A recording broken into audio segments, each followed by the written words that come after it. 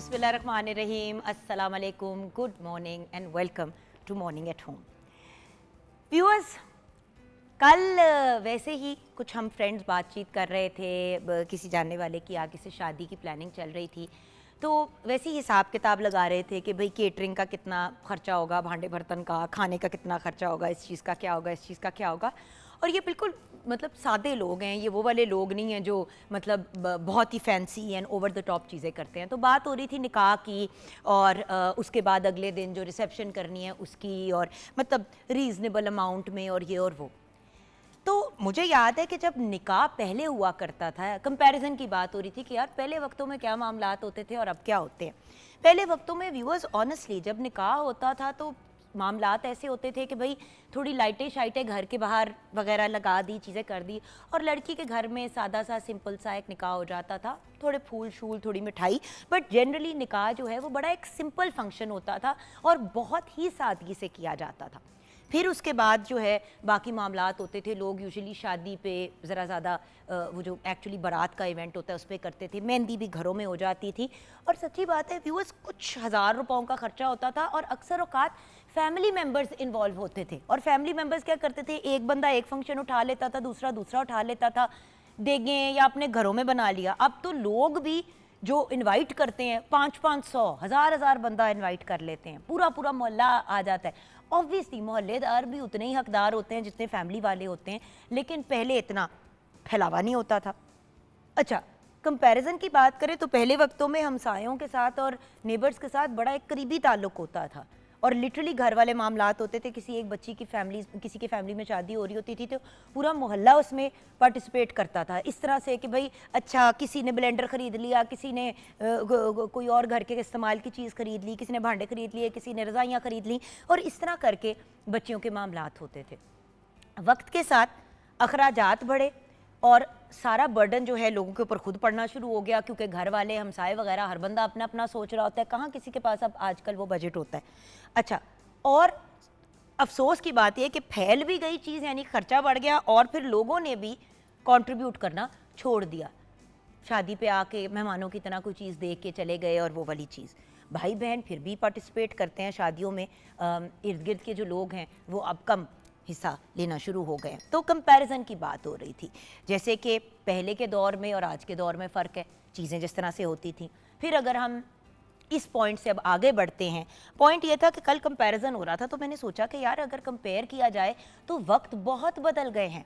पहले लोग बाइक पे सफ़र करते थे या पैदल एक से दूसरी जगह चले जाते थे, हर चीज़ के लिए गाड़ी का इस्तेमाल नहीं होता था, और अक्सर लोगों के घर में अगर गाड़ी होती भी थी तो वो एक गाड़ी होती थी जो पूरा ख़ानदान इस्तेमाल करता था, और बड़ी ये कोई फैंसी बात होती थी कि यार इनके घर में जो है वो गाड़ी है। आज हर बंदे के, हर फैमिली मेम्बर की अलहदा बाइक, अलहदा गाड़ी। अच्छा, उसी के साथ रेडियो की अगर आप बात करें तो पहले रेडियो होता था और रेडियो से और अखबारों के थ्रू कम्युनिकेट किया जाता था। आज टीवी के साथ साथ डिजिटल दौर, चीज़ें बहुत ज़्यादा बदल गई। फिर पहले ख़तों से लोग एक दूसरे से कम्युनिकेट करते थे, अब लोग आ गए हैं ऑनलाइन, मतलब आप अपने इंस्टाग्राम से भी लोगों को डीएम करके मैसेज कर सकते हैं, आप अपने व्हाट्सएप पे कर सकते हैं, अब हर चीज़ डिवाइस बेस्ड होनी शुरू हो गई है। फिर अगर आप बैंकिंग की बात करें तो पहले आप बैंक जाते थे और आप चेक लिखते थे और चेक से आपके पैसे निकलते थे या मनी ऑर्डर से निकलते थे। अब जब आपने अगर बैंक जाना है तो आपके पास एटीएम कार्ड भी है और आप अपनी ऑनलाइन ऐप से अपने सारे काम कर सकते हैं, आपको बैंक की शक्ल देखने की भी ज़रूरत नहीं है अकाउंट खोलने के बाद। पहले की शादियां बड़ी सिंपल होती थी, जैसे मैंने कहा, आज की मॉडर्न वेडिंग्स तो इतनी महंगी हो गई हैं कि समझ ही नहीं आती। पहले के फंक्शंस और आजकल का इवेंट कल्चर, पहले के अगर आप बात करें तो फंक्शंस में जो है वो बड़ी एक सादगी होती थी, घर पे मिलाद होती थी तो थोड़े से फूल लगा दिए, कोई आसपास ही जानने वाली खातून ने आके मिलाद पढ़ दी और मतलब घर वालों ने कुछ खाने को बना दिया, कुछ हमसाए चीज़ें लेके आ गए और मिलजुल के ऐसे मिलाद के भी फंक्शंस हो जाते थे। बट चीज़ें बहुत बदल गई हैं व्यूअर्स, और चीज़ों का बदलना बुरी चीज़ नहीं है, लेकिन चीज़ों के बदलने के साथ उन चेंजेस के साथ एग्जिस्ट करना और चलना बड़ा ज़रूरी है। अगर हम ये चाहते हैं कि चीज़ें वैसे ही हों जैसे 40 साल या 10 साल पहले भी होती थी तो दैट्स नॉट पॉसिबल व्यूअर्स। लोग बदल गए हैं, रिक्वायरमेंट्स बदल गई हैं, डिमांड्स और तकाज़े बदल गए हैं। सो बदलते वक्त के साथ अपने आप को चेंज करना भी बड़ा इम्पॉर्टेंट हो जाता है। देखिए, एक वक्त था जब बाहर जाके पढ़ना लोगों के लिए सिर्फ एक ख्वाब होता था। कुछ लोग बड़े वो थे, जैसे कि हम जब बात करते थे कोई 20 साल पहले कि जी कायदे आज़म मोहम्मद अली जिन्ना बाहर से उन्होंने तालीम हासिल की, लिंकन जिन से उन्होंने बार एट लॉ किया, तो ये इसलिए भी बड़ी एक वाव वाली बात होती थी कि उस वक्त में, उस ज़माने में लोग तो बाहर नहीं जा पाते थे, तो बाहर जाके पढ़ना बहुत बड़ी बात होती थी। आजकल हर फैमिली में से कोई ना कोई बच्चा या तो बाहर पढ़ने गया हुआ है या बाहर जॉब करने के लिए गया हुआ है। ये भी चीज़ बड़ी आम और बड़ी कॉमन हो गई। फिर अगर फैमिली स्ट्रक्चर्स की बात करें व्यूअर्स, तो पहले वक्तों में फैमिली साथ रहा करती थी। एक ही घर में जो हैं वो सारी फैमिली जो है, जिस तरह माँ बाप है और अगर उनके बेटे हैं तो बेटे और उनकी फैमिलीज जो हैं साथ रहती थी। बच्ची की अगर शादी होती थी तो भाभियाँ, बहनें, सारे लोग मिल के उन चीज़ों में इन्वॉल्व होते थे। मैं इसलिए ये बात बार बार कर रही हूँ व्यूअर्स, क्योंकि अल्लाह माफ़ी दे तो बस्तग़फ़र अगर फौतगी भी होती थी तो फौतगी में भी अगले के घर में 40वें तक चूल्हा नहीं चलता था, या कम अज़ कम पहली जुमेरात तक तो कोई किसी के घर में खाना नहीं बनने देता था। जो जनाजा होता था, जो कुल्लों का खाना होता था, पहली जुमेरात का होता था, और जो हर रोज़ लोग आ रहे होते थे, लोग कहते थे जी घर का आपका चूल्हा नहीं जलना चाहिए। और उसके पीछे व्यूअर्स एक बड़ी सिंपल सी और बड़ी एक थॉटफुल और बड़ी अच्छी सोच थी कि भाई जिसके घर में ऐसा मसला हुआ है, या अगर शादी की भी बात करें, या जिनके घर में वो इतने मसरूफ़ हैं और उनके अपने इतने मामलात चल रहे हैं कि इस चीज़ से, इस टेंशन से वो बच जाए। लेकिन अब लोगों को पैनेजियन खाना चाहिए, इटालियन खाना चाहिए, लोग खाने के इंतज़ाम इतने इतने वो महंगे कर देते हैं। मुझे हैरानगी होती है कि 50 लोगों का फंक्शन है और खाने की अरेंजमेंट की हुई है 200 बंदे की। फिर वो खाना ज़ाया ही होता है, क्योंकि ऑब्वियसली केटरिंग वाले खाना बना के जो बनी हुई चीज़ें होती हैं उनको वेस्ट तो नहीं करते, उनको मतलब अपने साथ तो नहीं लेके जाते। फिर वो खाने चले, आप लोगों ने खा लिए, लोगों में बढ़ती है। तो माय पॉइंट इज़ कि अपने बजट्स को, अपनी ज़िंदगियों को थोड़ा सा हमें आसान और सिंपल बनाना चाहिए। देखिए व्यूअर्स, करने को तो आप 8 दिन की शादी भी कर सकते हैं। करने को खुदा न खास्ता जनाजे, मतलब खुदा न खास्ता अगर किसी के फैमिली में डेथ हो तो जनाजे पे आप 50 लाख का भी खर्चा कर सकते हैं, आप पे डिपेंड करता है। लेकिन अगर आपके पास इतने ज़्यादा पैसे हैं, आप साहिब हैसियत हैं, तो क्या वो पैसे और वो चीज़ें बेहतर चीज़ के लिए नहीं यूज़ हो सकती?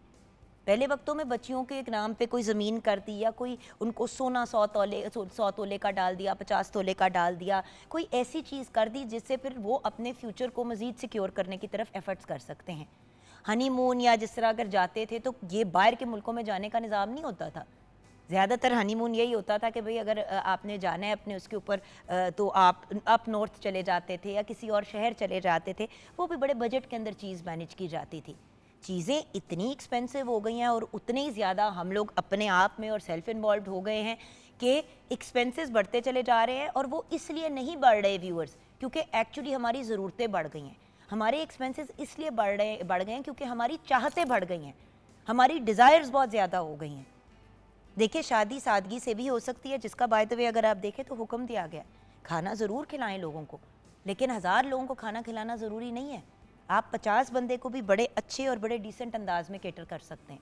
फिर उसके बाद डिनर्स, लंचेस, ये वो। मैं तो इस चीज़ पे हैरान हो जाती हूँ कि इतना बड़ा वो जो एक अपने ऊपर लोग टेक ऑन कर लेते हैं। एक एग्जांपल देती हूँ, मैंने पिछले दिनों ये एक फैमिली में शादी हो रही थी, मैंने कहा देखें, जो आप सब ने 15-15, 20-20 हज़ार रुपये का कोई गिफ्ट लेके देना है, उन लोगों का तो, उन लोगों की चीज़ें भी मुकम्मल है, सारा कुछ सॉर्टेड है। अगर आप सारे मिल के कॉन्ट्रीब्यूट करके उनके किसी एक फंक्शन की जिम्मेदारी उठा लेते हैं, तो क्या ये बेहतर नहीं है कि कोई एक बंदा खाने की ज़िम्मा उठा ले, कोई एक बंदा डेकोर की जिम्मेदारी उठा ले, कोई एक बंदा ये कर ले, और सारे मिल के उनकी जो विश लिस्ट है उसके हिसाब से चीज़ों को कर दें। किसी एक मतलब चीज़ को करके आप बहुत बड़ा जो है बर्डन किसी के ऊपर से उठा सकते हैं, ना कि चुनी चुनी चीज़ें करके मगरो लाने वाला काम करें। मेरे ख्याल से व्यूअर्स, हमें आज की दुनिया में मज़ीद वापस फैमिली नेटवर्क्स को कनेक्ट करते हुए, और कल मैंने यही सोचा कि कल तो बल्कि इंटरनेशनल डेज़ ऑफ फैमिलीज़ भी है, हम फैमिली डे भी मनाएंगे कल, तो उससे रिलेटेड भी मैं कल बात करूंगी। लेकिन आज ये ज़रूर कहूँगी कि फ़ैमिली का मतलब सिर्फ खाना पूरी और हेलो हाय नहीं है। फ़ैमिली का मतलब यह है कि एक दूसरे के लिए स्टैंड लेना, एक दूसरे के लिए चीज़ें करना। मैं जब कनाडा में पढ़ रही थी व्यूअर्स, तो एक साल यूनिवर्सिटी के, जब मैं पहले साल जा रही थी, तो फ़ीस का बड़ा मसला बना था। तो मेरी खाला ने मेरी अम्मी को पैसे दिए थे, वो फिर मेरी अम्मी ने उनको वापस कवर कर दिया था और चीज़ें मैनेज हो गई थी। लेकिन उस वक्त जब खाला ने ऑफ़र किया तो उन्होंने उस ज़माने में मेरे ख्याल से 5 लाख रुपए थे। तो चुनियाला ने कहा, मेरी खाला ने, जिन्होंने मुझे बेटी बनाया हुआ है, उन्होंने कहा मैं दे देती हूँ, ये मैं कवर कर देती हूँ, वो मेरी भी तो बेटी है। तो वो फिर उन्होंने आपस में मैनेज कर लिया और वो हो गया क्लियर। आज की दुनिया में किसी का बच्चा कहीं बाहर पढ़ने के लिए जा भी रहा होता है तो $50 देते हुए भी हमारी जान जा रही होती है। तो व्यूअर्स, बिला वजह की चीज़ों में इन्वेस्ट करने के बजाय बेहतर तरीके से, ऑर्गेनाइज तरीके से अगर हम लोगों के काम आए तो फिर वो काम आना अगले को महसूस भी होता है। आइए शेफ़ आमना इलियास से राय लेते हैं हमारे आज के टॉपिक पे। अस्सलाम वालेकुम आमो, क्या हाल है? बिल्कुल ठीक, आप कैसे हैं? बदलते वक्त की बात कर रही थी कि देखें, जहाँ पे सब लोगों ने जॉइंट फैमिली सिस्टम्स और साथ रहने वाले सिस्टम्स कह कह के तोड़ दिए कि छोड़ दें, ये बहुत बुरी चीज़ है, फैमिलीज़ में लड़ाइयाँ होती हैं, ये होते हैं इंडिपेंडेंट लिविंग के साथ रिश्ते भी दूरी के हो गए। इवन भाई बहन के साथ आप उतने क्लोज नहीं रहे, साल में एक दफ़ा ईदों पे मुलाकातें हो रही हैं, 2 ईदों पे या किसी स्पेशल मौके पे, तो ताल्लुक जब क्लोज नहीं रहता तो उनको आपकी ज़रूरियात का भी नहीं पता होता। ज़रूरियात का नहीं पता होता तो फिर वो शायद इसलिए भी ऑफ़र नहीं करते क्योंकि उनको पता ही नहीं है। असल में हमने ना वो थोड़ा सा क्या कहना चाहिए इसके लिए, एक वेस्टर्न वर्ल्ड को देख के और कुछ आसानियाँ जो हमारे लिए थी, हमने उन्हें छोड़ के ना बाय चॉइस मुझे लगता है अपने लिए मुश्किलात हमने चूज़ कर ली हैं। एक दूसरे के किसी भी खुशी गमी दुख तकलीफ़ में एक दूसरे का साथ देने का मतलब सिर्फ इतना है कि आप जो अपनी कैपेसिटी में रहते हुए अगले के लिए आसानी कर सकते हैं आप वो करें।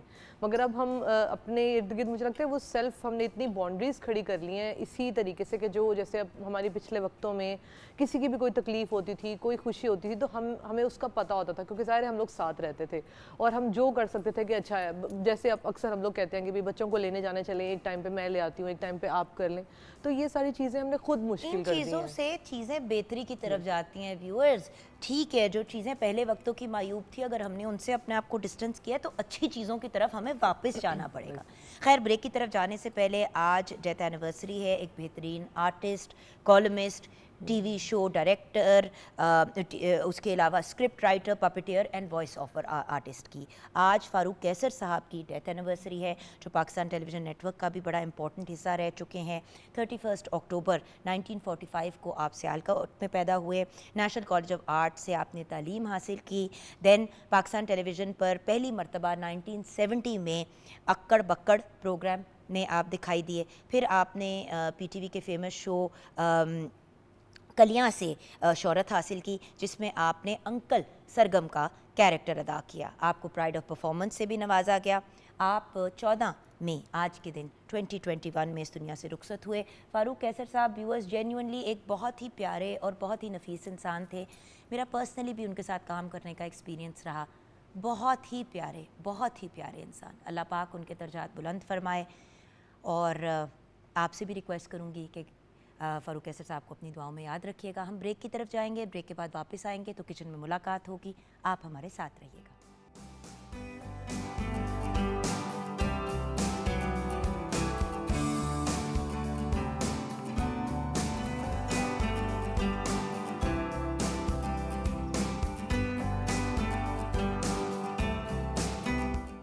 Welcome back from the break viewers. Kitchen में वेजिटेबल वीक जारी है और जैसे कि आप जानते हैं सब्जियां सेहत के लिए बहुत अच्छी हैं। अगला हफ्ता हम गोश्त पे बात करेंगे क्योंकि फिर ईद की आमद है माशाल्लाह से।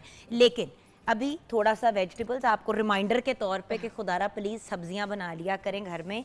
इवन ईद के दिनों में सब्ज़ी और दाल ज़रूर बनाया करें, बिकॉज लोग एक्चुअली जो है ना वो गोश्त देख के तबीयत बहुत फेड अप हो जाते हैं। तो बनाएं ज़रूर, गोश्त की डिशेस बनाएं, लेकिन कोई सब्ज़ी और एक साथ में ज़रा सी वेरिएशन भी हो जाती है और एक आपको अब देखिए ना करेले आजकल सीजन में बहुत अच्छे आए। तो हम क्या बना रहे हैं जी? आज हम बना रहे हैं प्याज करेले और उसके साथ हम एक बना रहे हैं बड़ा अच्छा सा, हम सब्जियों को क्योंकि हम आजकल यूज़ कर रहे हैं ज़्यादा, तो घी का एक बहुत अच्छा सा रायता बनता है। तासीर बहुत ठंडी होती है इसकी। ये आप लोग ज़रूर, जैसे कोई भी स्पेशली करेले बनाएं या चिकन की डिश बनाएं या वेजिटेबल की, तो ये आप एक साथ में रखें। उससे ये होता है कि एक तो देखें गर्मी है, बहुत ज़्यादा खाने पीने का दिल नहीं करता, तो ऐसा कुछ रायता वगैरह जो साथ में आप सर्व करते हैं तो एक बड़ा कॉम्प्लीमेंट करता है, कुछ भी आपके पास जो है वो मेन कोर्स में हो। तो तब तक ये जो प्याज है ये बिल्कुल अभी हमारा थोड़ा सा कलर इसका चेंज हुआ है। बहुत ज़्यादा हमने जो करेले प्याज बनाने हैं बहुत ज़्यादा हमने इसको ब्राउन या बहुत ज़्यादा हमने इसको नहीं करना जी कम, क्योंकि ये हमने फ्राई ऑलरेडी किए हुए हैं तो इनमें भी ऑयल होगा तो वो बहुत ज़्यादा। अच्छा, 2 किस्म के हैं ये जस्ट मैंने दिखाने के लिए ये पहली स्टेज रखी हुई, क्योंकि कुछ लोगों को नहीं आइडिया होता कि किस तरीके से आपने इनको करना है। तो सिंपल हमने जस्ट छिलका उतार लिया था करेलों का, उसको हमने कट करके बीज बिल्कुल निकाल लिए थे। आप चाहें तो उसके भी जो ऊपर वाला जो सॉफ्ट वाला एक शेल होता है वो यूज़ कर सकते हैं, वैसे हमने और वो मैंने रिमूव आज कर इनको दिया। स्पेशली कहा था, ये देखें हम ऑयल यहाँ पे ये हम फ्राई कर रहे हैं अनियंस, इसमें कोई हमने उस तरह से एक्स्ट्रा बहुत ज़्यादा ऑयल नहीं डाला। उसका रीज़न सिंपली ये है व्यूअर्स के, देखें at the end of the day आप अगर अपने घर में खाना बना रहे हैं और फिर भी आप अपनी ऑयल की कंटेंट को नहीं मेंटेन कर पा रहे तो then there is a problem. कोई फ़ायदा नहीं, ज़रूरत बिल्कुल इतनी ऐसे ही। नहीं होती ऑयल की जितना हम खाने में डाल लेते हैं, लेते हैं। सही। फ्राई करके आपने अपने करेले जो है वो साइड पे कर दिया उसका ऑयल, और उसके थोड़े से ऑयल के अंदर आपने यहीं इसी को और फ्राई इसी कर में ही हमने जो है इसी वो में आपने प्याज वो थोड़ा कर से लिया। फ्राई कर लिए, थोड़ा सा लहसुन अदरक डालेंगे।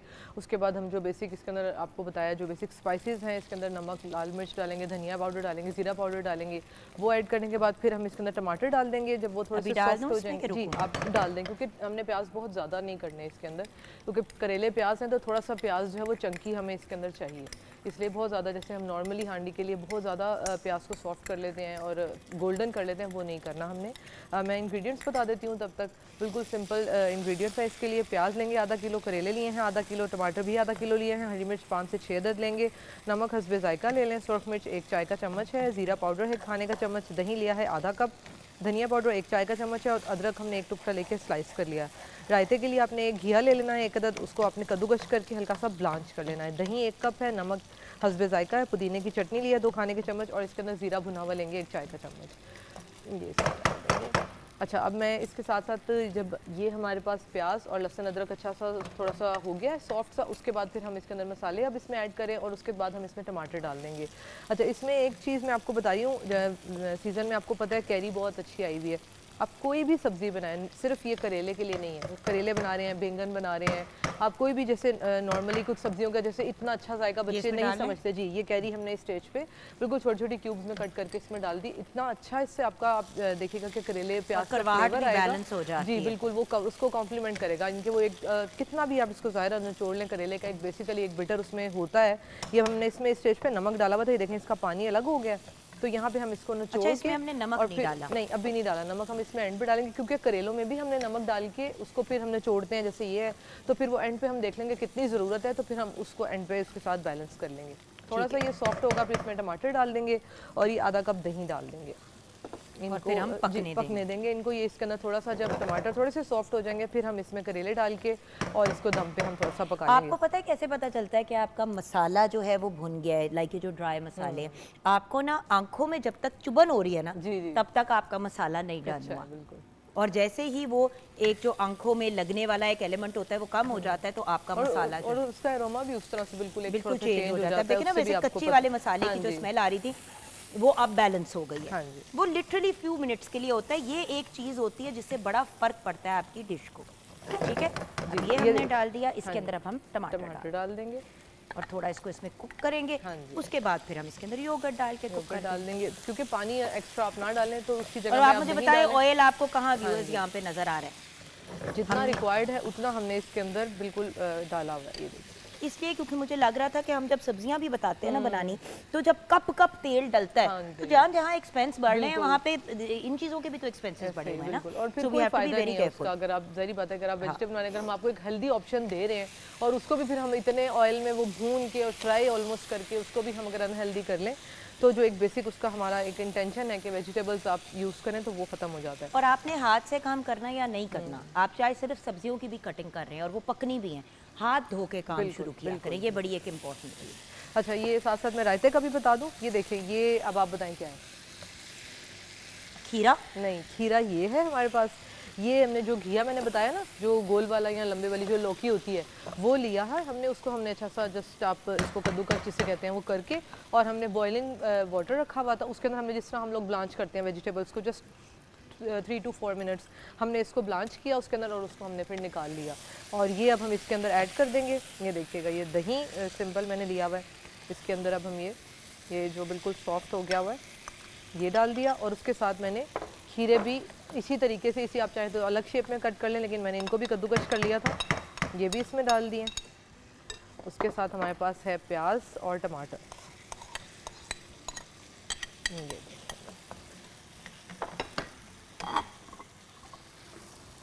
ये देखिए व्यूअर्स, यहाँ पे हमारी जो सब्जी की बेस है जी वो बेसिकली तैयार हो गई हाँ है। जी। अच्छा, ये अब इसमें थोड़ी सी ये मैंने जो पुदीने की चटनी, हरी चटनी हम बना के रखते हैं, रेकमेंड यही करते हैं कि आप ताज़ी इसको बनाएं, क्योंकि उससे जो एक कलर आता है, जो एक फ्लेवर आता है, वो बहुत ज़्यादा अमेजिंग होता है। ये देखिए, बिल्कुल सिंपल से इंग्रेडिएंट्स हमने इसमें डाले हैं, कुछ भी ख़ास नहीं। नमक जितना चाहिए वो डाल लेंगे। आप चाहें तो काली मिर्च डाल सकते हैं, हरी मिर्च डाल सकते हैं, चाट मसाला डाल सकते हैं, लेकिन ये कि एक बेसिक जो है ना, ये देखें, इतना एक अच्छा हेल्दी आपको ऑप्शन मिल जाता है कि अगर आप इसको खाली बाउल में डाल के चम्मच से भी आप खा रहे हैं या खाने के साथ रोटी के साथ आप ले रहे हैं, कोई भी आपके पास मेन कोर्स में डिश है, तो ये बहुत अच्छा उसको कॉम्प्लीमेंट करेगा। ये देखिएगा, सिंपल, ये सारा कुछ हमने रेडी करके रखा हुआ था और ये आप सामने रेडी हो गया। ये देखें। अच्छा, अब ये मसाले का अब नेक्स्ट स्टेप क्या है? जी, ये मैं इसमें थोड़ा सा अदरक भी डाल रही हूँ जो हमने स्लाइस किया हुआ था, ये डाल देंगे। और अब इसके अंदर हम जब डाल देंगे करेले, ये देखिए इस स्टेज के बाद योगर्ट कब डालें? निचोड़ के हम करेले डालने के बाद योगर्ट डाल दें, ताकि हमें एक्स्ट्रा बहुत ज़्यादा पानी ऐड ना करना पड़े, वो फिर इसी के पानी में दोनों खुश्क हो जाएंगे और रेडी हो जाएंगे। ये देखिएगा, फ्राई करके, और इसके अंदर हम ये डाल रहे हैं। अभी हम 2 मिनट इसको आप मिक्स कर लें और उसके बाद फिर हम दही डाल के, थोड़ा सा पानी डाल के दम पे इसको हल्की आंच पे हम कुक करेंगे। ये करेले जो हैं वो जिस तरह से भी फ्राई हो रहे हैं, ये बहुत अच्छे सॉफ्ट हो जाएंगे और फूल जाएंगे और मज़ेदार किस्म की ये रेडी हो जाएंगे। थोड़ा सा मैं अभी सॉल्ट डाल दूँ, बिल्कुल थोड़ा सा, फिर एंड पे हम टेस्ट कर लेंगे कि कितनी ज़रूरत है, और बिल्कुल जब दम पे रखेंगे तब हमने इसमें गरम मसाला ऐड करना है। अब मुझे बताएं ना, इतने मज़े की डिश जो आप आराम से बना सकते हैं। अब आप करेले गोश्त भी बना सकते हैं, करेले चिकन भी लोग बनाते हैं, करेले कीमा भी बनाते हैं। बिल्कुल, ये आपकी अपनी, ये हम लोग आपको इसीलिए ऐसी चीज़ बताते हैं कि जैसे बेस आपको बता दी, और उसके बाद अब आप आगे उसको जिस भी चीज़ के साथ आपको पसंद है, गोश्त में पसंद है, कीमे में पसंद है। कुछ लोगों की एक होती है आजकल ज़्यादा चॉइस के सिर्फ वेजिटेबल खा रहे हैं, तो फिर हमें वेजिटेबल का ही पोर्शन हमने लेना है, तो फिर ये सिंपल करेले प्याज इस तरीके से आप बनाएं, और बिल्कुल ना इसमें करवाहट आपको फील होगी, और ना ही ये ऐसी कोई चीज़ होगी कि ये पता नहीं ऐसी बहुत, यानी कि इसका टेस्ट अच्छा आता है। सीजनल वेजिटेबल्स हम लोगों को लेके आनी चाहिए। जी, ये वाला सारा तकरीबन आधा कप दही है, ये हम इसमें डाल देंगे। बिल्कुल ठीक है। अब ये देखें ना, आपकी डिश हो गई है तैयार। जी, मुझे बताएं कि इससे जल्दी 10 मिनट्स में हमने आपको एक पूरी की पूरी डिश जो है वो तैयार कर दी। रायता भी साथ आपके सामने रेडी किया है हमने, और उसके साथ जो हमारी मेन कोर्स हम बना अभी आप उसकी लुक पे ना जाएं, अभी उसने कुक होके दही ने कुक डाउन होना है, तो उसका कलर जो है वो वापस और फिर दही से दही डाला हमने, इसमें हमने थोड़ी सी कैरी डाली। तो ये सारी चीज़ें जो एक कड़वाहट की बड़ी कंप्लेन होती है, ये कुछ मेथड्स होते हैं कुछ इस तरह के, अगर आप टिप्स इसमें फॉलो कर ले तो ये बहुत ज़्यादा इसको जो है ना वो कट डाउन कर देते हैं, और बिल्कुल फ्लेवर इसका इस तरीके से आएगा कि आपको अच्छा पता लगेगा कि आपने एक मज़ेदार वेजिटेबल। ये भी तैयार हो गई, वो भी तैयार हो गई, और टोटल हमें 12 मिनट लगे। जी, कुकिंग स्टार्ट की कोई 10 मिनट पहले, तो 10 मिनट में आपकी चीज़ें तैयार हो जी, गई। क्योंकि हमने सारा कुछ पहले से रेडी करके रख लिया था। हमने जैसे आपको बताया कि करेले ये बिल्कुल जस्ट आप लें, इनको कट करें, बहुत ज़्यादा देर इसको रखने की ज़रूरत नहीं है, ना 3 4 दफ़ा निचोड़ने की ज़रूरत है। सिर्फ आपने इसमें ये सॉल्ट अब डाला है, ये अब इधर ही इस स्टेज पे इसको थोड़ा सा मैं इस तरह से मसल के, ये देखिएगा, क्योंकि ये जब हम इसमें सॉल्ट ऐड कर देते हैं तो ये बिल्कुल ना सॉफ्ट हो जाते हैं। इनका देखें कड़वाहट वाला जो पानी है कड़वा, वो अलग हो जाता है। इसको बस इस तरीके से मैं, ये देखें, ये हम करेंगे तो ये जो पानी एक्स्ट्रा ये निकल गया इसके और आप उसको एक बार रिंस करके भी पानी इसका निकाल सकते हैं, इट्स अप टू यू। बिल्कुल इस अच्छा, तरह ही। यहाँ पे हम ब्रेक की तरफ जाएंगे। ब्रेक के बाद जब वापस आएंगे तो बदलते वक्त की बात कर रहे हैं, तो जैसे कि बाहर जाने की बात की थी कुछ देर पहले, कि बाहर जाना लोगों के लिए ख्वाब होता था, कि अगर दाखिले भी हो जाते थे, बाकी चीज़ें भी हो जाती थी, तो पैसे नहीं होते थे। तो उसका भी एक बहुत बेहतरीन हल आजकल की दुनिया को, मामलात को देखते हुए government of Pakistan, specially government of Punjab ने कुछ ऐसे ब्रिलियंट एफर्ट्स की हैं, उससे रिलेटेड हम बात करेंगे ब्रेक के बाद।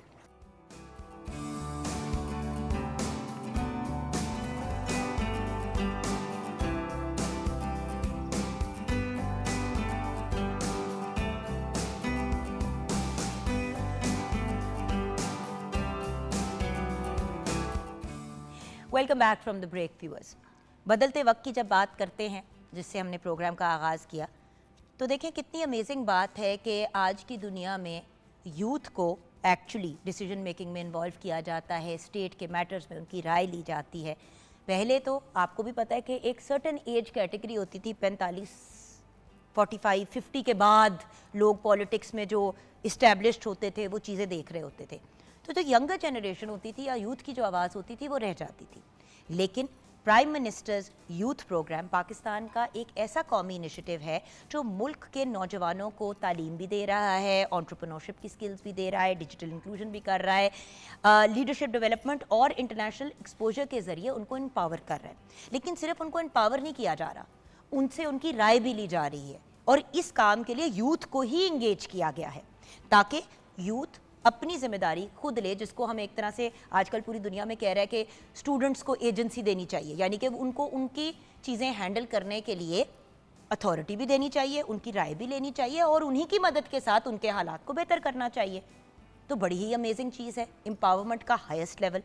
अब हमारे साथ जो हैं वो दो बहुत ही ब्रिलियंट यंग लोग हैं, दोनों फोकल पर्सन हैं prime minister's youth programme for international academic linkages, और दोनों का इससे ताल्लुक़ है, लेकिन दोनों की रिस्पॉन्सिबिलिटीज़ ऑफ कोर्स डिफरेंट है।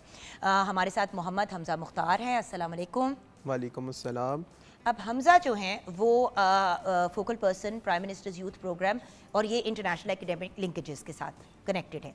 फिर अली रज़ा सिद्दीकी हमारे साथ हैं। अस्सलाम वालेकुम। वालेकुम अस्सलाम। और अली रज़ा जो हैं वो फोकल पर्सन है prime minister's youth programme for international youth policy linkages. तो even though it sound similar, responsibilities मुख्तलिफ है। सबसे पहले तो प्राइम मिनिस्टर्स यूथ प्रोग्राम के बारे में ये दोनों क्या कहना चाहेंगे, बीइंग द यूथ, ये सबसे इंपॉर्टेंट चीज़ है। जी हमज़ा बेटा, आपसे शुरू करते हैं। जी बिस्मिल्लाहिर्रहमानिर्रहीम। मैं सबसे पहले मोहतरमा जुगन काजिम साहिबा का बहुत शुक्रिया अदा करता हूँ कि आपने नौजवानों के हवाले से जो प्राइम मिनिस्टर मियां मोहम्मद शहबाज शरीफ का विज़न और chairman prime minister youth programme Rana Mashhood साहब की क़यादत में इनिशिएटिव्स हमारे मुल्क की सतह पर चल रहे हैं, उनको डिस्कस करने के लिए आपने हमें यहाँ पे मदऊ किया। यू मोस्ट वेलकम बेटा, ये प्लेटफॉर्म है ही आप लोगों के लिए। मॉर्निंग शो का मेरे ख्याल से अगर पर्पस पॉजिटिविटी फैलाना हो, आवाम तक इंफॉर्मेशन जो उनके लिए यूज़फुल है, जिससे वो अपने हालात बेहतर कर सकते हैं, अपने बच्चों के, अपने फैमिली के, अगर मॉर्निंग शोज़ का पर्पस ये बन जाए तो हमारे पूरे मुल्क के हालात बहुत बेहतर हो जाए।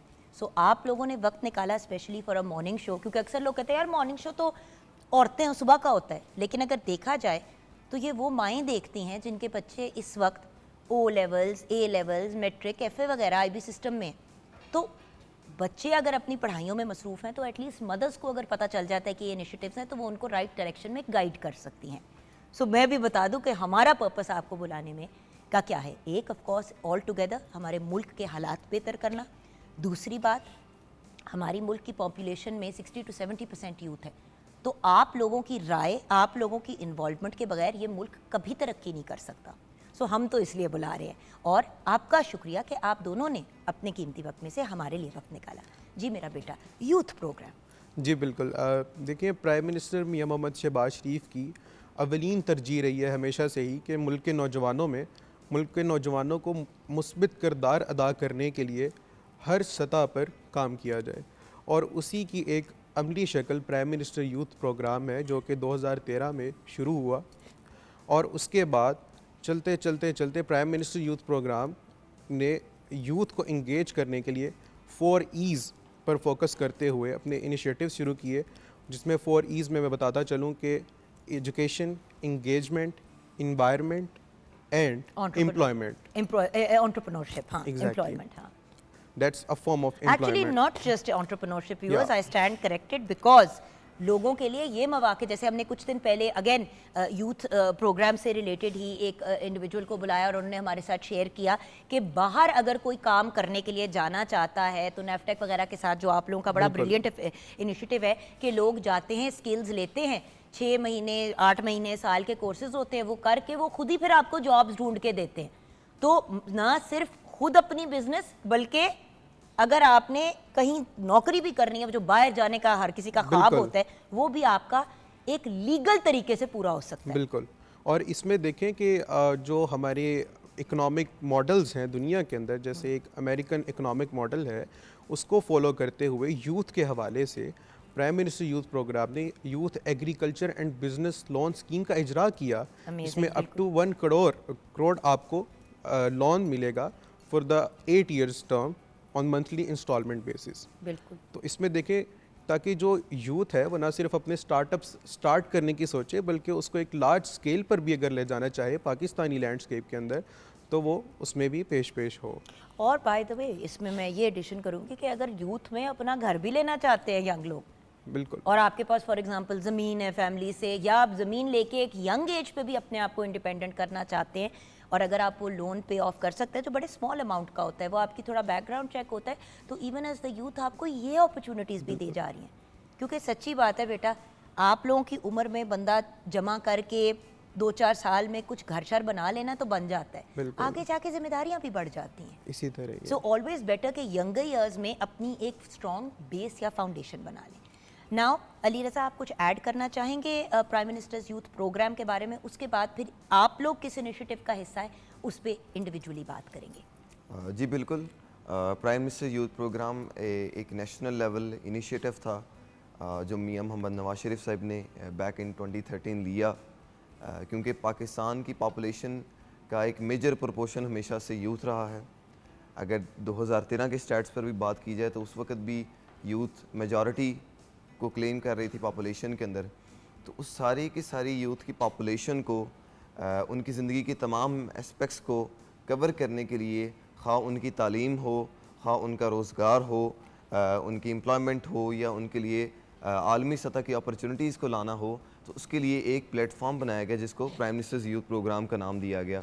इसमें फिर स्कॉलरशिप्स भी अनाउंस की गई, जिसमें prime minister youth laptop scheme मौजूद है, जिसमें prime minister youth business and agriculture loan मौजूद है, जिसमें डिजिटल यूथ हब की सहूलत मौजूद है, जिसमें एक ही प्लेटफॉर्म के अंदर, एक ही डिजिटल प्लेटफॉर्म के अंदर वो तमाम सहूलियात जो एक जदीद दौर के अंदर एक तालिब इल्म को या एक यंग लीडर को चाहिए होती हैं, वो तमाम की तमाम एक ही प्राइम मिनिस्टर यूथ प्रोग्राम की अम्ब्रेला के अंदर मौजूद है। और इस काम को करने के लिए भी आप जैसे यंग लोगों को ही इंगेज किया गया है, right?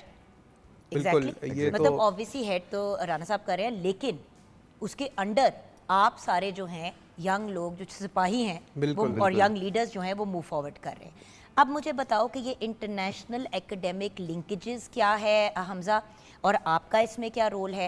And then of course Ali Raza, इसमें आपने जो एडिशन करनी होगी वो करके, और फिर आप क्योंकि इंटरनेशनल यूथ पॉलिसी लिंकेजेस देख रहे हैं तो आप उस पर हमें गाइड करेंगे। जी हमजा। देखिए, इसमें मैं इसका थोड़ा सा बैकग्राउंड डिस्कस करना चाहूँगा 100%। कि हार्वर्ड यूनिवर्सिटी की तरफ से Harvard project for Asian and international relations, इसकी बाय एनुअल कॉन्फ्रेंसेस 1991 से चल रही थी, जिसमें यूएस यूनाइटेड स्टेट्स के कैबिनेट और उसके बाद जो हमारे मुख्तलिफ सुपर पावर्स बनने की तरफ जो अक़वाम जा रही हैं, उनकी कैबिनेट मेंबर्स और यूथ लीडर्स इंगेज होते थे। बिल्कुल सही। और वो इंडिया में भी कंडक्ट हो चुका हुआ था प्लेटफॉर्म, लेकिन वो पाकिस्तानी स्टूडेंट्स तक उसकी एक्सेस नहीं थी। तो उसमें Harvard project for Asian and international relations की 50,000 से ज़्यादा सालाना एप्लीकेशंस होती एक्चुअली जो हैं। लोग अफोर्ड करते थे वो भेज देते थे अपने बच्चों को खुद ही अपने खर्चे पे कोर्स पे, जैसे समर में भेज दिया कि बाकी जो पढ़ाई की चीज़ें ना इफेक्ट हों। फिर ऐसी चीज़ें, वही वाली बात है ना, जिदे कोल पैसा है वो कर सकता है, जिदे कोल नहीं है वो नहीं कर सकता। बिल्कुल। और ये ज्यादती है, क्योंकि ब्रिलियंट स्टूडेंट सिर्फ अमीर नहीं होता। जी, एक्चुअली बिल्कुल। जो आपके ट्रूली जीनियस ब्रिलियंट बच्चे होते हैं वो तो बड़े टफ हालात पे पले होते हैं। बिल्कुल इसी तरह ही है। अब वो पढ़ाई के पॉइंट ऑफ व्यू से तो फुली कैपेबल होते हैं, लेकिन अगेन रास्ता नहीं होता, रास्ता नहीं है। अपॉर्चुनिटीज़ नहीं होती। और यही अपॉर्चुनिटीज़ क्रिएट करने के लिए हमारे प्राइम मिनिस्टर जो मियां मोहम्मद शहबाज शरीफ है, यूथ बल्ज को लेके whole of the government approach दे रहे हैं, जिसकी एक सूरत प्राइम मिनिस्टर यूथ प्रोग्राम थी। तो हमने उस जब Harvard project for Asian and international relations में मेरी सिलेक्शन हुई, पाकिस्तान से 3 लोग थे और एक मैं था उनमें। कांग्रेचुलेशंस बेटा, well Bundle done, of thanks. Well done बेटे। तो उसमें हमने न सिर्फ डेलीगेट होने के तौर पर किरदार अदा नहीं किया, बल्कि हमने चाहा कि हमारे जैसे कितने तालिब इल्म है पाकिस्तान के अंदर जो इस तरह के प्लेटफॉर्म्स पर जाने के लिए कैपेबल हैं, पर उनको फाइनेंशियल और टाइमलाइन क्राइसिस की वजह से वो इन जैसे अदारों, चूँकि हार्वर्ड यूनिवर्सिटी किसी तारुफ के मोहताज नहीं और दुनिया के टॉप यूनिवर्सिटीज़ में आती है, तो उन तक एक्सेस नहीं थी उनकी। फिर हमने प्राइम मिनिस्टर यूथ प्रोग्राम का प्लेटफॉर्म को इस्तेमाल करके उनके साथ कोलैबोरेशन की, और इंशाल्लाह very soon they will come to Pakistan.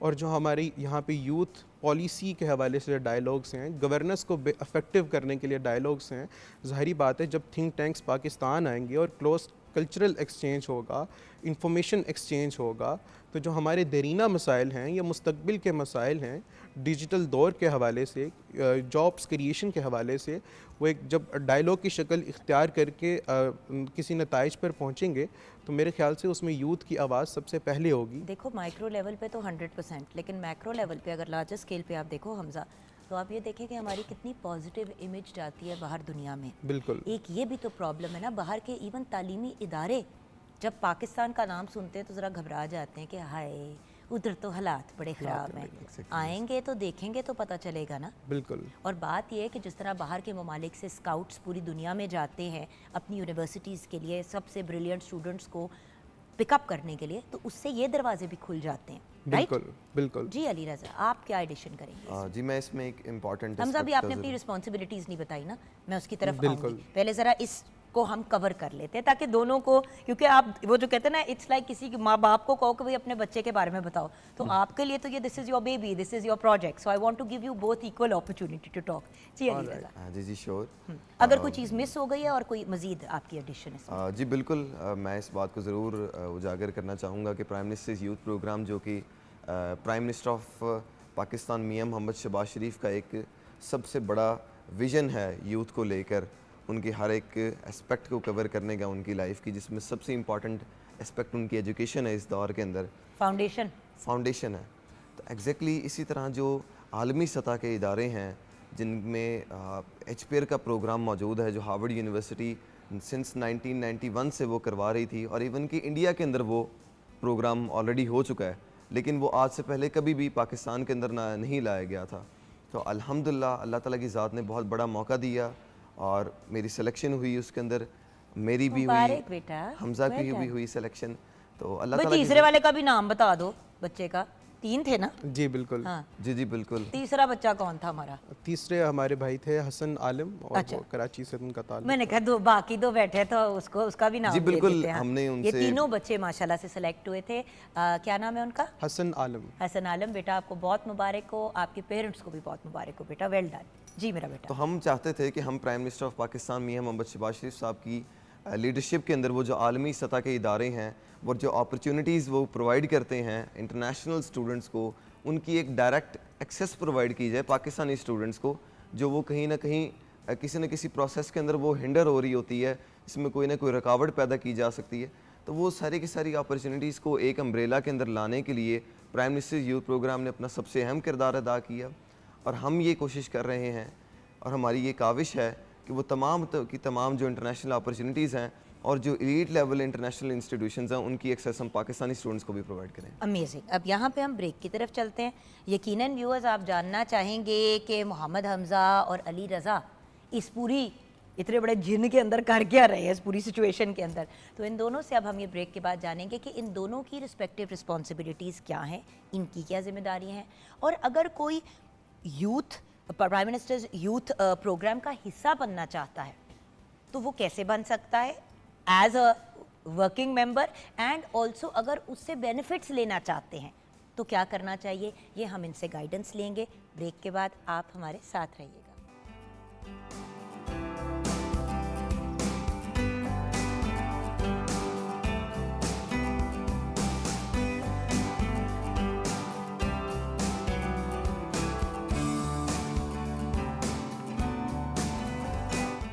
Welcome back from the break viewers. हमारे साथ भाई बहुत ही ब्रिलियंट अली रज़ा सिद्दीकी और मोहम्मद हमज़ा मुख्तार हैं। मोहम्मद हमज़ा मुख्तार फोकल पर्सन हैं prime minister's youth programme for international academic linkages. अभी हमें समझाएंगे कि अदा मतलब की है, और ऑफ कोर्स अली रज़ा सिद्दीकी भी हमें बताएंगे कि what does being the focal person prime minister's youth programme for international youth policy linkages.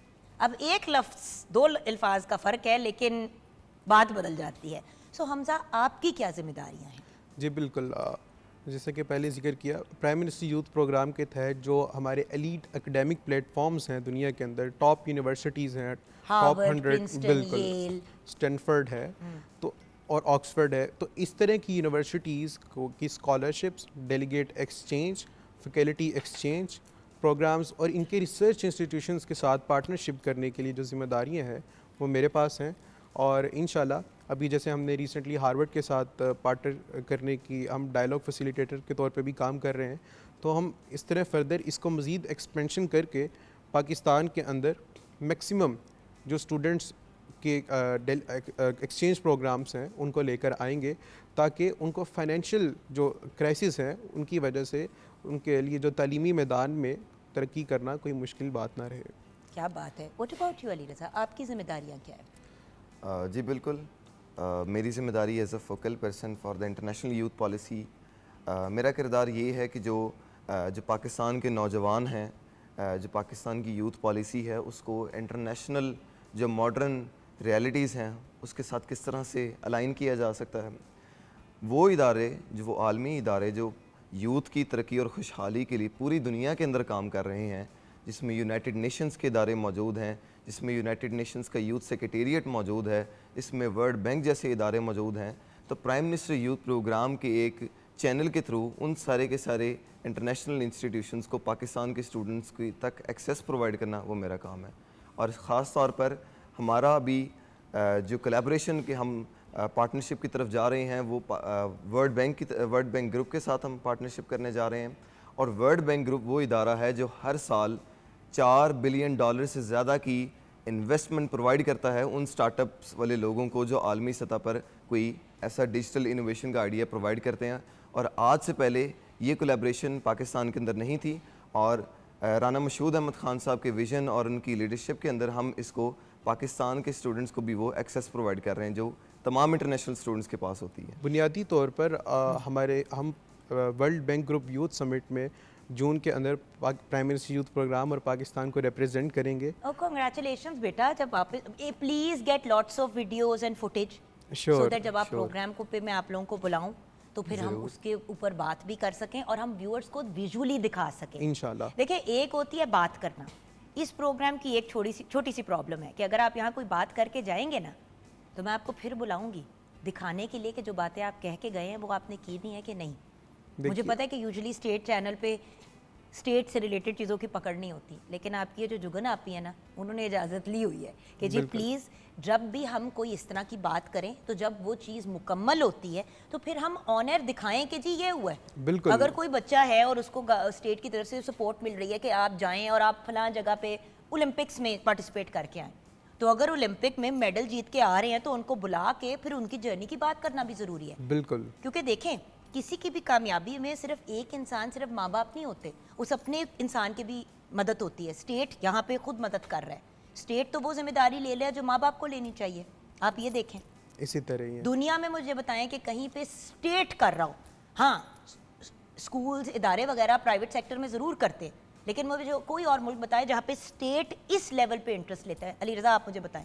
America, Canada, Europe वगैरह, हाँ स्कॉलरशिप्स यूनिवर्सिटीज़ खुद दे देती हैं, मैं आपकी बात लेकिन स्टेट नहीं करता ये वाले काम जो हमारे यहाँ हो रहे हैं इस वक्त।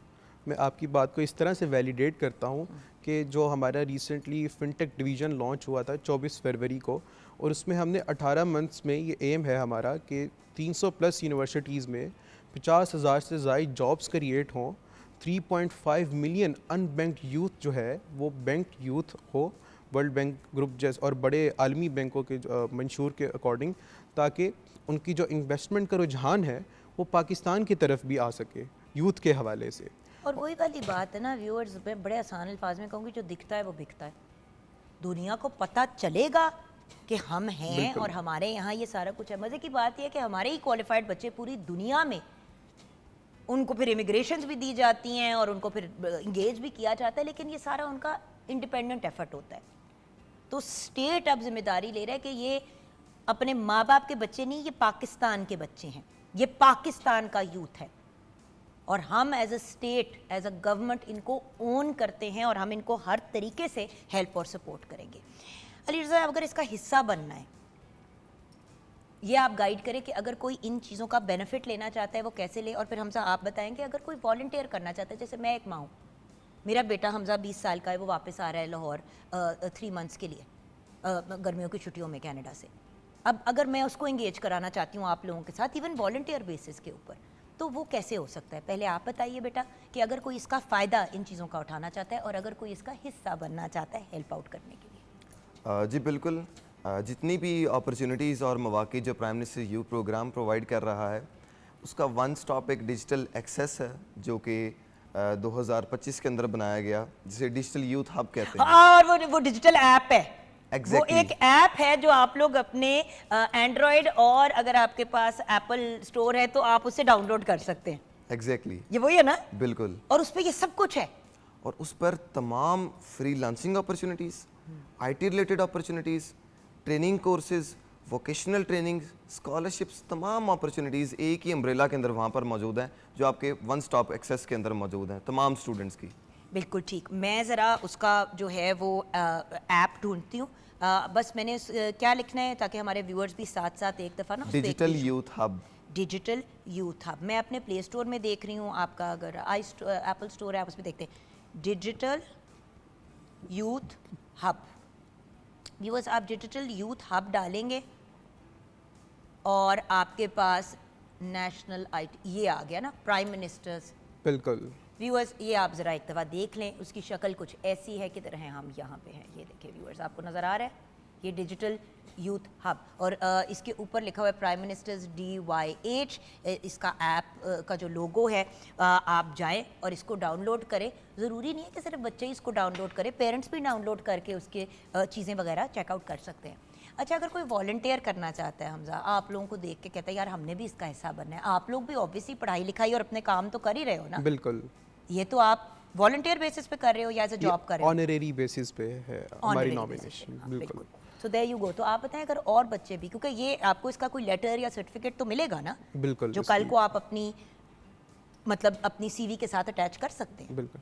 अच्छा, इसमें यह है कि हमने माइक्रो लेवल से लेके मैक्रो लेवल तक इसमें इंगेजमेंट अपॉर्चुनिटीज़ रखी हुई हैं, जिसमें प्राइम मिनिस्टर की एडवाइजरी काउंसिल में 113 लोग हैं जो कि यूथ प्रोग्राम के तहत डायरेक्ट एडवाइजरी काउंसिल तक उनकी एक्सेस है। अच्छा। और फिर उसके बाद यानी कि वो प्राइम मिनिस्टर साहब के सामने बैठ के अपने मसाइल रखते हैं। बिल्कुल, प्राइम मिनिस्टर साहब ने उनका ओथ भी लिया था, उनका 2 साल का टेन्योर था। और उसमें ये देखा है कि जो हमारे नेशनल यूथ काउंसिल है उसका नाम, और फिर उसको हमने कॉमनवेल्थ यूथ काउंसिल के साथ अटैच किया और उसमें उसका सेक्रेटेरिएट पाकिस्तान आया कॉमनवेल्थ का। क्या बात है। स्पेसिफिकली इस रीज़न को देखकर फिर उसके बाद prime minister youth development centres universities के अंदर कायम है। कोई बच्चा प्राइम मिनिस्टर यूथ प्रोग्राम के साथ कनेक्ट होना चाहता है तो वो वहाँ पर तो आप आए। यूनिवर्सिटी के थ्रू भी कर सकते हैं। बिल्कुल, यूनिवर्सिटी लीडरशिप से ही, क्योंकि जाहिर बात है volunteer opportunities digital youth hub पे हैं अवेलेबल हैं। तो आपने अगर वो डाउनलोड कर लिया ना व्यूअर्स, एक दफ़ा डाउनलोड कर लें, फिर उसको देख लें। अगर आपके मतलब का नहीं होगा तो रिमूव कर दीजिएगा, लेकिन मैं आपको ज़रूर कहूँगी एक दफ़ा उस ऐप को डाउनलोड करके चेकआउट ज़रूर कर लें। यहाँ पे वक्त कम, मुकाबला सख्त। अली रज़ा, आपका और हमज़ा का पैगाम हमारे व्यूअर्स के लिए। जी जी बिल्कुल, इस बात का इख्तिताम करते हुए और एक पैगाम जो मैं नौजवानों की नज़र करना चाहता हूँ, और इस मौका पर अल्लामा इकबाल का एक शेर यहाँ पर आप सबके सामने कहना चाहूँगा कि नहीं है नाउमीद इकबाल अपनी किश्ते वीरां से, ज़रा नम हो तो ये मट्टी बड़ी ज़रखेज़ है साकी। तो ये मट्टी, ये जो पाकिस्तान की मट्टी है और जो पाकिस्तान की एक यूथ फोर्स है, इसके अंदर एक ह्यूज पोटेंशियल मौजूद है।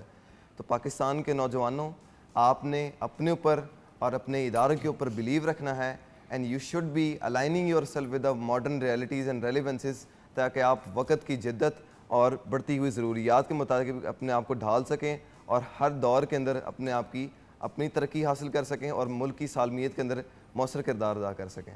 बिल्कुल। आज हम देख रहे हैं जिस तरह फील्ड मार्शल आसिम मुनीर और प्राइम मिनिस्टर मियां मोहम्मद शहबाज शरीफ की क़यादत में तमाम सिविल, सियासी और अस्करी क़ुव्वतें और क़यादतें एक पेज पर हैं।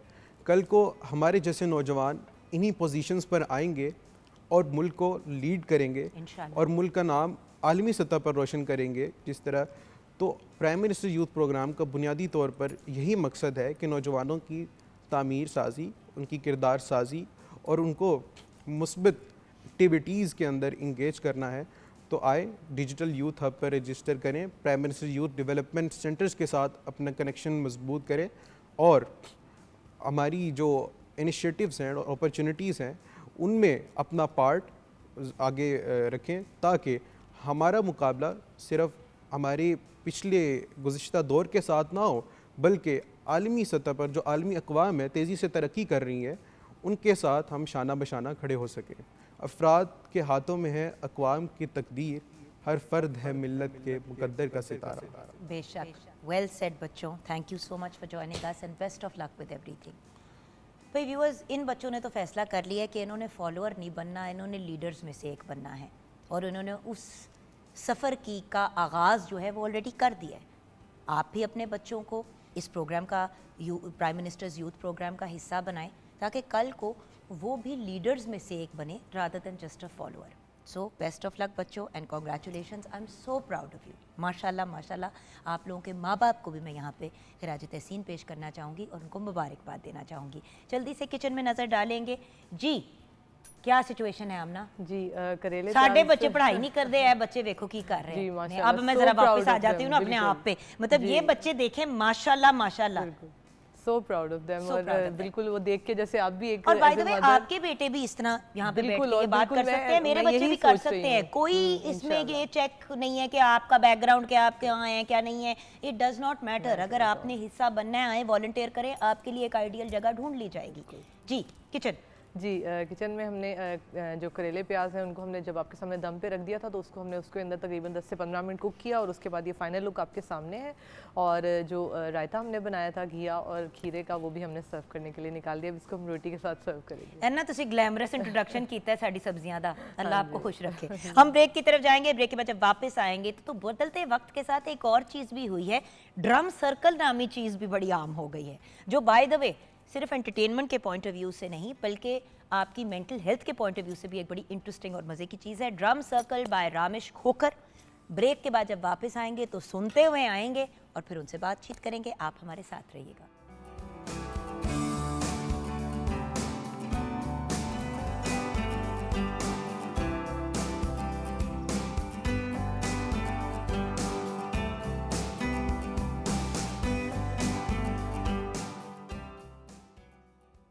लाया लाया लाया लाया लाया लाया मैं तेरे नाल ढोलना वे, लाया लाया मैं तेरे नाल ढोलना, एक दिल से रहा मेरे कोल ना वे, मैं लुटी गई।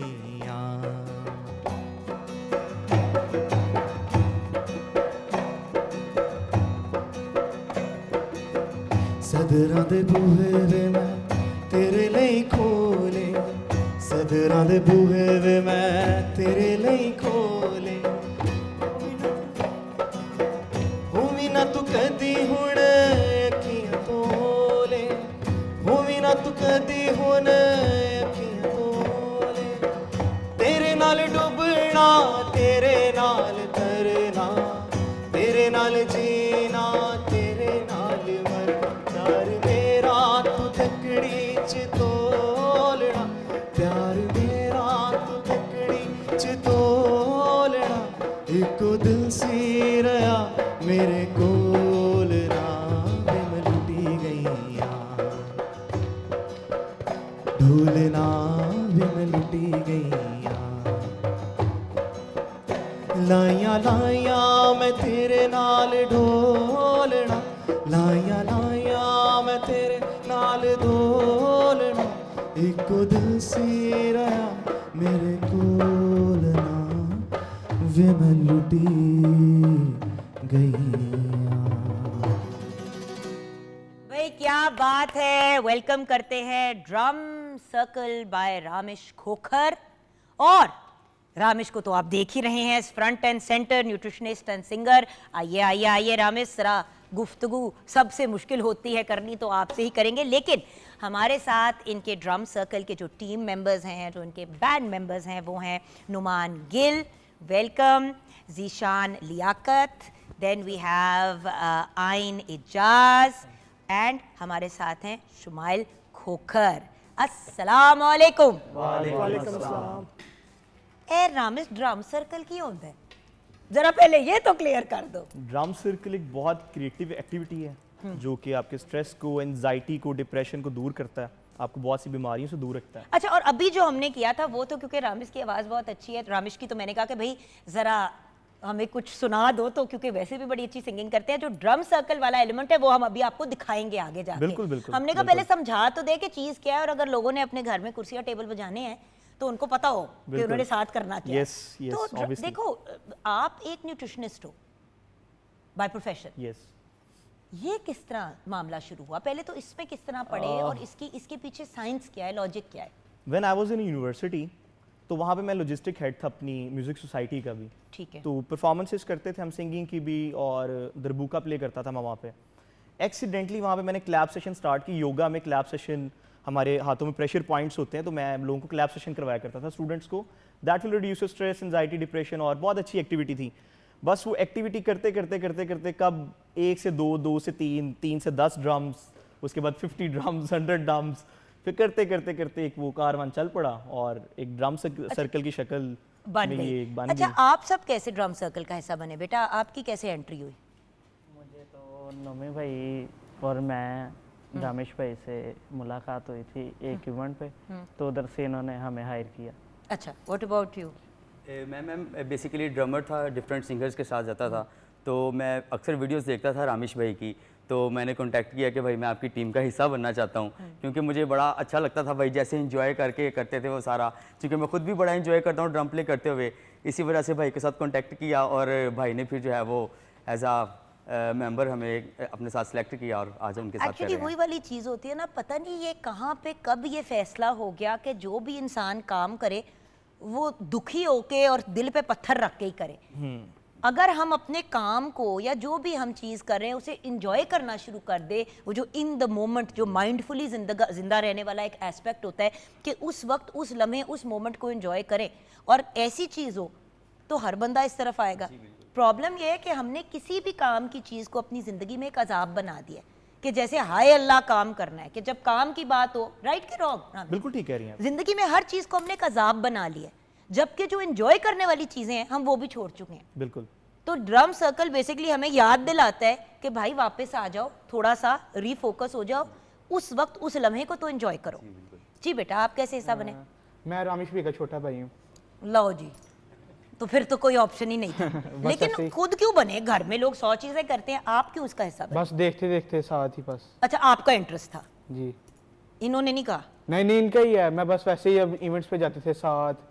नहीं तो कहा किसने किसको कि मैंने भी करना है? आपने कहा या आपने नहीं, कहा? बस वैसे ही साथ जाते जाते। जाते वो हो गया। हाँ, देखते बस हो देखते गया। इन्वॉल्व हो गया, देखते देखते भी इन्वॉल्व होता गया, सीखता गया, हालांकि अरे गॉड भाई, तो गिफ्टेड फिर है। वैसे ही फ्री का एक हाँ, आपके फ्री पास का ही को मिल asset गया, है। yes। चले, क्या बात है आपकी, अल्लाह आपको खुश रखे। मैं चलाकियां देख रही हूँ आपकी।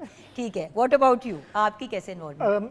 कॉल आई मुझे, इनका ही टीम के जो ना मेंबर थे, कॉल आई कि हमें ना जो ना ड्रमर चाहिए। तो मैंने कहा यार मैं तो टाइम नहीं होता, बिजी होता हूँ। उन्होंने कहा आप एक बार आएँ, आप हमें टाइम दे, आपको अच्छा लगेगा। मैंने कहा अच्छा आप इसमें इतनी बिजी हो जाएंगे, आप बाकी बिजी भूल जाएंगे। और ऐसे ही है कि मैं जब से जो है ना भाई के साथ आया हूँ, हामिश भाई के साथ, उसके बाद मैंने सारे जो है ना इवेंट अपने ड्रॉप करके जो भी टाइम है वो सारा टाइम जो है ना भाई को, क्योंकि इसमें इतना कुछ जो है ना मज़ा आता है, हम लोग इतना जो है ना इंजॉय करते हैं कि जो भी स्ट्रेस है, एंजाइटी है, वो सारी जो है ना दूर हो जाती है। अच्छा, अब इंजॉय होता क्या है? इंजॉय, क्योंकि जो इसका हिस्सा नहीं बन चुका ना, कभी जो ड्रम सर्कल में कभी पार्टिसिपेट नहीं कर चुका, उसको पता ही नहीं है। तो थोड़ा सा एक्सप्लेन करोगे, जैसे कि किसी कोरे बंदे को समझा रहे होते कि ये क्या चीज़ है और आप इसका हिस्सा कैसे बन सकते हैं? आम आवाम हमारे पब्लिक सेक्टर में बहुत ज़्यादा इवेंट्स होते हैं। हमारी अक्सर फेसबुक पे, इंस्टाग्राम पे, टिकटॉक पे स्टोरीज भी लगती रहती हैं कि हमारा फलां तारीख को ड्रम सर्कल, आप उसको ज्वाइन कर सकते हैं। तो बड़ा इजी वे है, आप स्टोरीज देखें, आपको अगर वो पब्लिक इवेंट लगता है तो आप वहाँ पे आके ज्वाइन कर सकते हैं।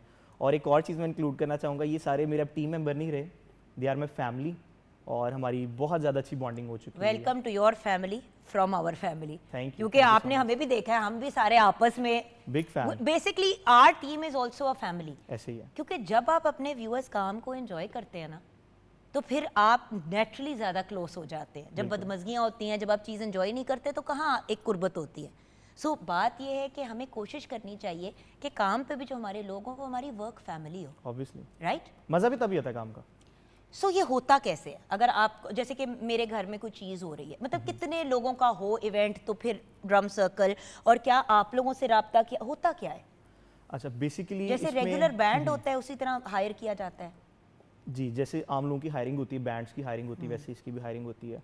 और इसमें एज लिमिट कोई नहीं है, बच्चे से लेके बुजुर्गों तक इसको कोई भी ज्वाइन कर सकता है। एक बड़ा मिथ है लोगों को कि नहीं बस ये यंग यूथ के लिए ही है। अच्छा, ढोलकियों पे और मेहंदियों पे बहुत ड्रम सर्कल्स होने शुरू हो गए, लोग ये तो trend- शहंदियों पे भी कर रहे हैं। अभी लास्ट में फैसलाबाद इवेंट करके हैं, वो शहंदी का इवेंट करके हैं। अभी मेरा 18th को भी इवेंट है, वो भी शहंदी का ही इवेंट है।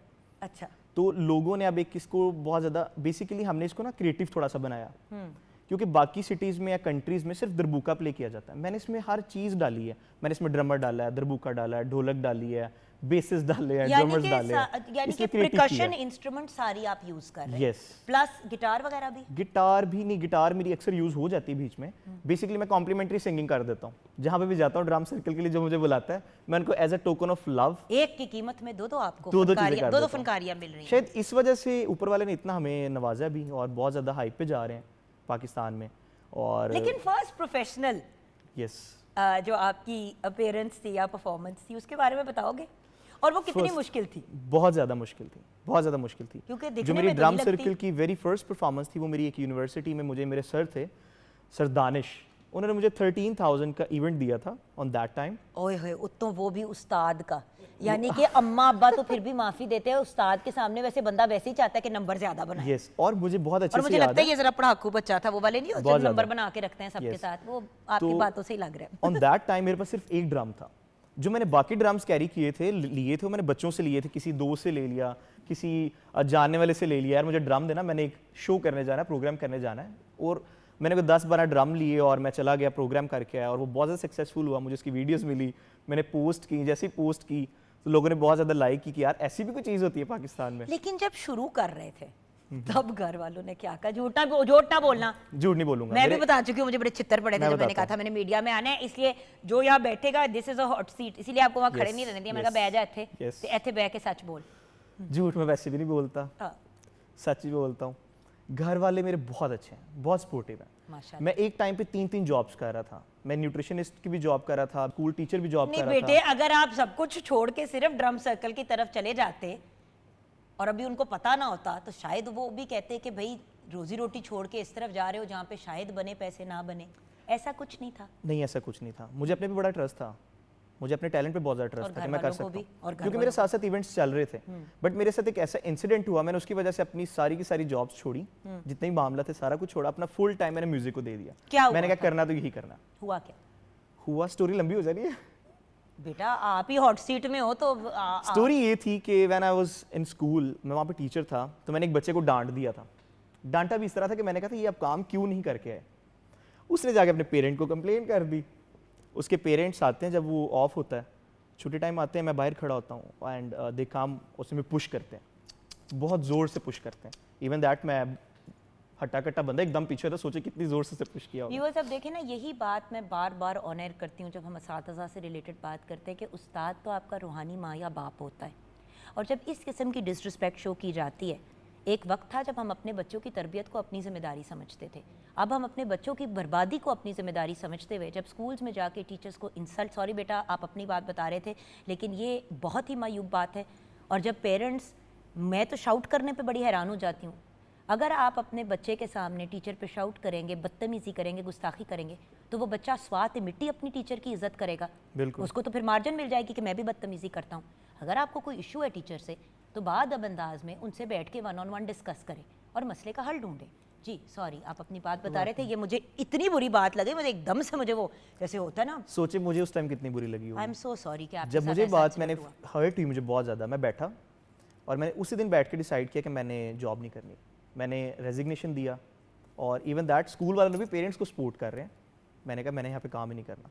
मैंने ऑन द सेम डे मैंने तीनों जगह पे रिज़ाइन दिया। अपने जहाँ पे शाम को भी जॉब कर रहा था, एज ए न्यूट्रिशनिस्ट बैठ रहा था एक मैम के पास, वहाँ से भी हर जगह से मैंने छोड़ा और मैं घर आया। मैंने घर वालों को बताया कि मैं ये काम करूँगा अब, और मैंने अपना बिजनेस ही करना है या अपना म्यूज़िक को ही मैंने टाइम देना, माइंदा के बाद जॉब नहीं करूँगा।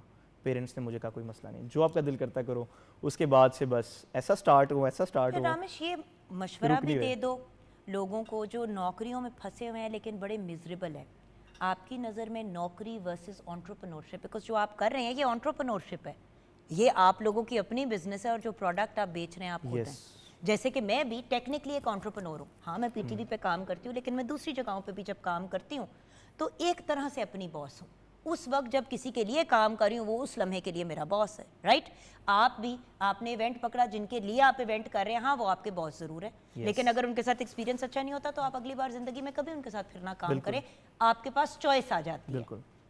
तो क्या कहेंगे आजकल की दुनिया में अपना काम versus professional job? Basically artist का कोई भी बॉस नहीं होता, जो आर्टिस्ट होगा उसका कोई भी बॉस नहीं। उसका बस अल्लाह मियाँ बॉस बस मेरा एक छोटा सा मोटा जो मुझे सीखने को सारा मिला है वो ये है कि किसी की गुलामी करने से अच्छा है कि अपने छोटे काम के मालिक बन जाओ।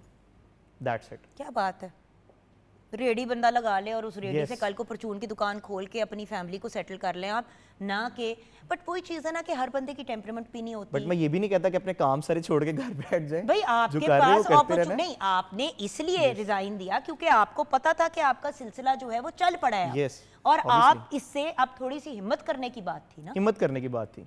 क्योंकि देखें 4 कश्तियों में पाँव रख के भी नहीं आप सर्वाइव कर सकते। नहीं कर सकता। तो मुझे ये बताइए कि यंग टैलेंट को जो फील्ड में आना चाहता है, डरता है, घबराता है, उनको क्या पैगाम देना चाहोगे? क्योंकि उसके बाद मैं चाहूँगी कि हम जो आपका एक्चुअल काम है वो दिखाएं व्यूअर्स को। अपने काम को दिल से करना, जो भी टैलेंट है उसको पॉलिश करो। और मेरे मामू की आपको पहले सलाम, वो यूएसए में उन्होंने आपको सलाम दिया था, नाम उनका भी एक क्या मशवरा उनका? था और मेरा भी एक मशवरा मामू था। का नाम क्या है? निसार जॉनसन। निसार जॉनसन भाई, अल्लाह आपको खुश रखे, आपको आबाद रखे। वालेकुम सलाम आपकी बहन की तरफ से फ्रॉम पाकिस्तान। उनको जब मैंने कल बताया कि मैं शो में जा रहा हूँ आपके, तो उन्होंने मुझे कहा वहाँ पे क्लास में बात बोल के आनी है कि अपने स्किल को टाइम दो, स्टडीज़ भी करें पर अपने स्किल को बहुत ज़्यादा पॉलिश करें। आपके हाथ में हुनर होना चाहिए, चाहे बाहर भी जा रहे हैं या पाकिस्तान में भी हैं, अगर आपके हाथ में आजकल के दौर में भाई हुनर चाहे है प्लमिंग तो आप सीख कामयाब लो, कुछ देखो कुछ जो भी। आप अपना टैलेंट जो लेके चले, अब ये सारे पढ़े लिखे लोग हैं Yes. जो इस तरफ आए पढ़ाइयाँ बिल्कुल। मुका के या पढ़ाइयों को कंटिन्यू करते हुए। तो पॉइंट इज फाउंडेशन स्ट्रांग होनी ज़रूरी है, लेकिन बैकअप होना भी बहुत ज़रूरी है। बहुत ज़्यादा। और एक ऐसी दुनिया में जहाँ पे लोग यूजली 1 से 2 चीज़ें साइमल्टेनियसली कर रहे होते हैं, वहाँ पे तो बहुत ही इंपॉर्टेंट है। खैर, to now that we are at that point जहाँ पे हम ड्रम सर्कल की तरफ बढ़ना चाहते हैं, आ जाओ रामेश। पहले तो मैं आपके लिए एक बड़ा प्यारा ड्रम लेके आया हूँ। अच्छा, मैंने कहा मैं रख लूं, कहता नहीं, कहता बजा के वापस कर दीजिएगा। अल्लाह तन खुश ये रखे। स्पेशल आपके लिए बना है और बहुत जल्दी जल्दी एक मैम है, मैम मरियम, उन्होंने आपके लिए क्रिएट किया है और बहुत अच्छा काम करें वो भी। तो अब स्टार्ट करते हैं, बड़ा मज़ा आने वाला आपको। मैं तो अपने लंबे नेल्स पे खुश हूँ ज़्यादा से ज़्यादा। तो अब सब अपने अपने मुख्तलिफ किस्म के तबले ते, ड्रम ते, बजूका ते, जम्बूका ते, पता नहीं की सारे बजाएंगे, राइट? यस। अच्छा, हाँ। आपको नहीं बड़े पता आपके औखे साथ क्या नाम। होने वाला है, बहुत मज़ा आने वाला है। नहीं, एक ये 4 जो बीट से बता के स्टार्ट कह रहा है करेंगे। मजा आने वाला है तो फिर बिल्कुल ही नहीं आना। आपका लेफ्ट हैंड बेस पे होगा, centre of the drum, and your right hand on the sharp sound of the drum on the sides. 4 beat से स्टार्ट करेंगे।